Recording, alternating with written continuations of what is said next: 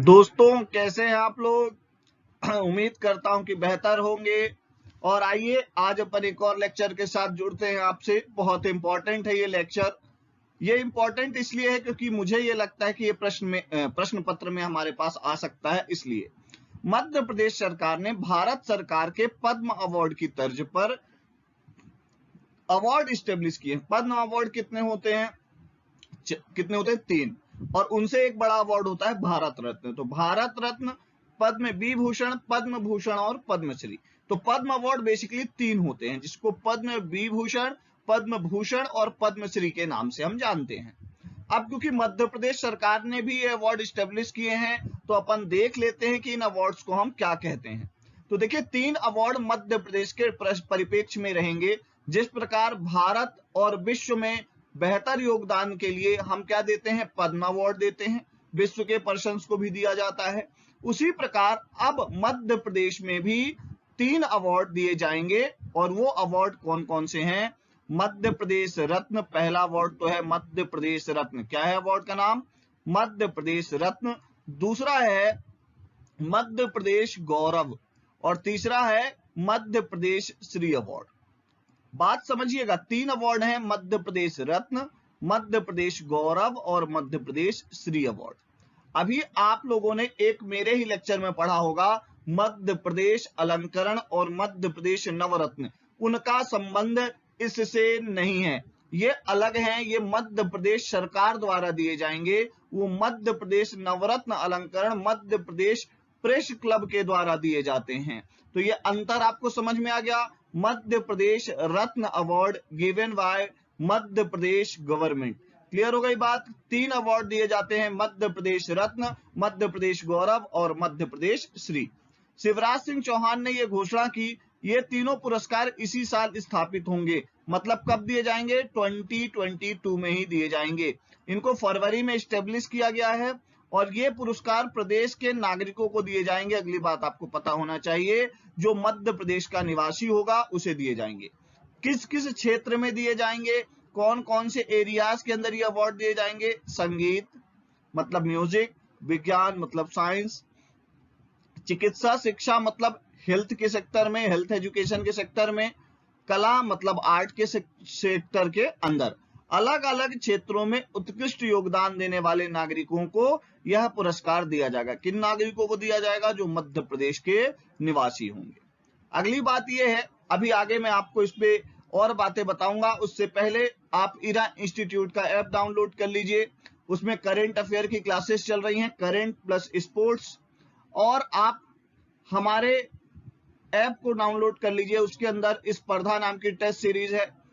आपको Hindi medium English medium दोनों में वो टेस्ट सीरीज मिल जाएगी, तो आप टेस्ट सीरीज का भी लाभ लें। आइए अगली बात करते हैं। इरा इंस्टीट्यूट का ऐप डाउनलोड कर लेंगे तो आपको ये पीडीएफ भी वहां पर फ्री में मिल जाएगी।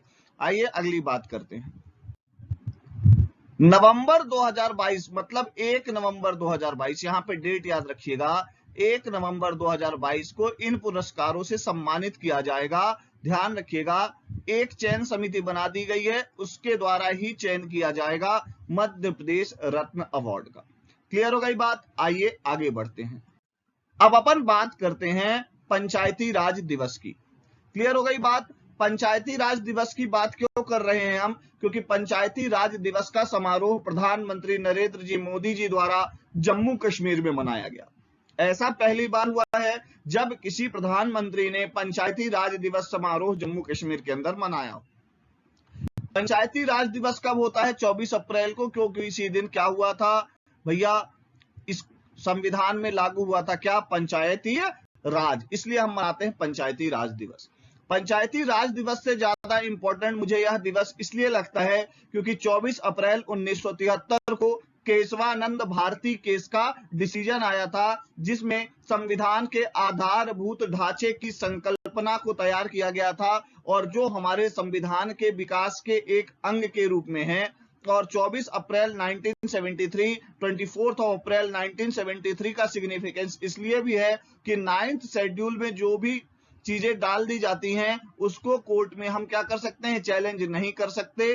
पर 24 अप्रैल 1973 के बाद अगर कोई भी सेगमेंट, कोई भी पोर्शन 9th शेड्यूल में डाला जाए तो उसकी सुनवाई कोर्ट में हो सकती है, कोर्ट उस पर विचार कर सकता है।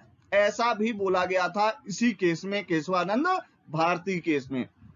इंपॉर्टेंट बात यह है, हालांकि 9th शेड्यूल का आज तक कोई भी केस सुप्रीम कोर्ट में नहीं सुना गया है, पर सुनने की शक्ति सुप्रीम कोर्ट के पास है, ये बात आपको पता होनी चाहिए। आपको अगर थोड़ा भी डाउट लगे तो आप अच्छे से पढ़ेंगे, जब बहुत डीप में पॉलिटी पढ़ेंगे तो आपको यह बात पता चल जाएगी। पंचायती राज दिवस पर महाकौशल और बिंद की 3 पंचायतों को ध्यान रखिए, महाकौशल की 1 और बिंद की 3 को 4 पुरस्कारों से प्रधानमंत्री नरेंद्र मोदी सम्मानित करेंगे। ये एक बड़ी बात है, आपको पता होना चाहिए। आपको यहीं पे बता दूं कि हमारी टेस्ट सीरीज जरूर ज्वाइन करिए। स्पर्धा नाम से है इरा इंस्टीट्यूट के ऐप में, ऐप का डिस्क्रिप्शन दे रखा है। अगर आपके पास iOS है, एप्पल का फोन है, तो आप हमसे संपर्क कर सकते हैं, आपको लिंक भेज दी जाएगी। अगली बात है, जबलपुर की सिहोदा ग्राम पंचायत के साथ नरसिंहपुर जिला पंचायत को, इन 2 है, ध्यान रखिएगा। जबलपुर की सिहोदा ग्राम पंचायत के साथ नरसिंहपुर की जिला पंचायत को दीनदयाल उपाध्याय पंचायत सशक्तिकरण पुरस्कार से सम्मानित किया जाएगा। दीनदयाल उपाध्याय पंचायत सशक्तिकरण पुरस्कार। और सीधी जिले की पनवार चौहान, ध्यान रखिएगा, सीधी जिले की पनवार चौहान ग्राम पंचायत को बाल मित्र ग्राम पंचायत अवार्ड के साथ दीनदयाल उपाध्याय पंचायत सशक्तिकरण पुरस्कार से सम्मानित किया जाएगा। किसे किसे सम्मानित किया जाएगा, थोड़ा सा ध्यान दीजिएगा। नरसिंहपुर की जिला पंचायत को दीनदयाल उपाध्याय पंचायत सशक्तिकरण अवार्ड दिया जाएगा।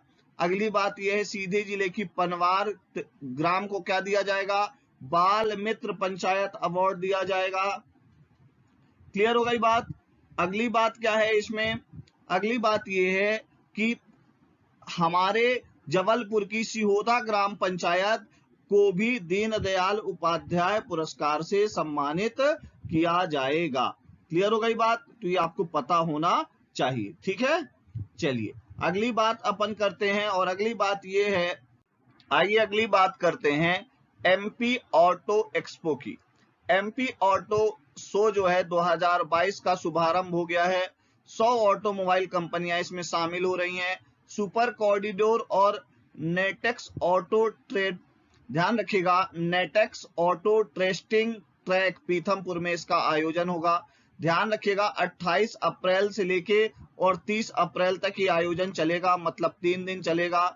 क्लियर हो गया, क्लियर हो गई बात। ये कहाँ आयोजित किया जा रहा है, इंदौर में आयोजित किया जा रहा है। इसमें आपको पता होना चाहिए कि एमपी ऑटो एक्सपो इंदौर के सुपर कॉरिडोर में और नेटेक्स ऑटो टेस्टिंग ट्रैक पीथमपुर में। ये नेटेक्स ऑटो जो ट्रैक है पीथमपुर का, ये अपने आप में विशिष्ट पहचान रखता है। क्यों? क्योंकि अपने आप में ये भारत का सबसे बड़ा क्या है, ध्यान रखिएगा, ऑटो टेस्टिंग ट्रैक है।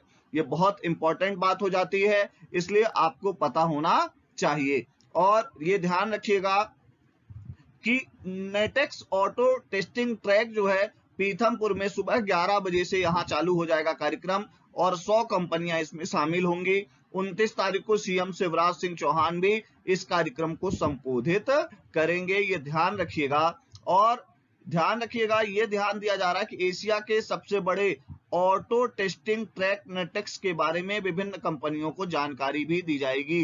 तो आपको पता होना चाहिए कि जो ये लिखा है नेटेक्स ऑटो टेस्टिंग ट्रैक, ये एशिया का सबसे बड़ा ऑटो टेस्टिंग ट्रैक है, आपको पता होगा। ये क्लियर हो गई बात। तो इतनी बातें आपको ध्यान में रखनी है।